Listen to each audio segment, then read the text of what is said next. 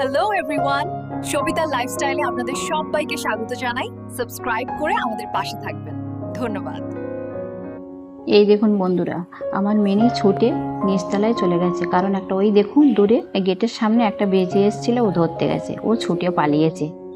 Mini আর দেখতে পেল না। আজ দেখুন ওয়েদারটা একদম পুরো কালো হয়ে গেছে, কখনো ভারী বৃষ্টি হচ্ছে, কখনো হালকা বৃষ্টি হচ্ছে। এই করেই তো 1 মাস কেটে গেছে। মানে রৌদ্র খুব একটা হচ্ছে না, প্রায় প্রতিদিনেই বৃষ্টি হচ্ছে। যাই হোক, আপনাদের ওয়েদারটা দেখালাম, তারপরে চলে এসেছি আমার কিচেনে। আজ আমি রান্নাটা করেই নিয়েছি, সেটাই আপনাদের শেয়ার করব। এখানে দেখুন পেঁপে, আলু আর চিংড়ি মাছ দিয়ে একটু রসা রসা করেছি।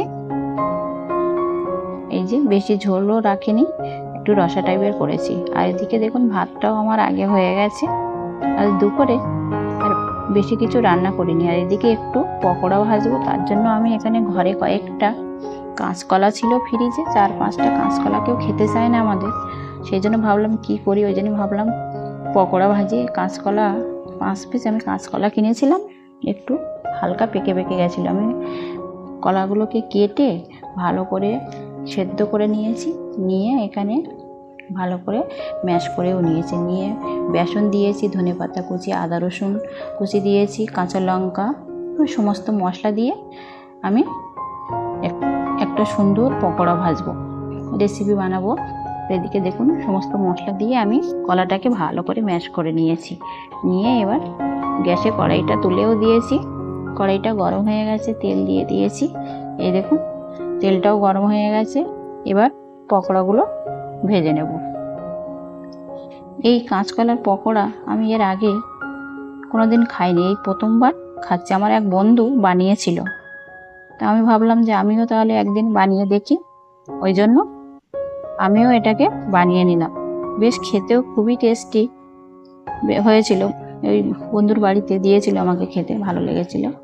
যাই হোক, কথা বলতে বলতে এক পিঠ হয়ে গেছে, আরেক পিঠ উল্টে দিয়েছি। এক পিঠ লাল হয়ে গেছে, আরেক পিঠ উল্টে দিয়েছি।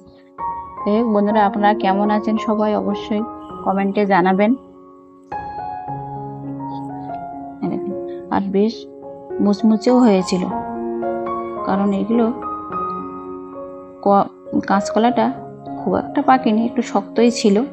আর আমি বেসন দিয়েছি, কর্নফ্লাওয়ার দিয়েছি, দিয়ে এই পকোড়াটা বানিয়েছি। খুবই সুন্দর টেস্টি খেতে। আপনারা একবার বাড়িতে এভাবে বানিয়ে খেয়ে দেখবেন, আর কেমন লাগে অবশ্যই কমেন্টে জানাবেন।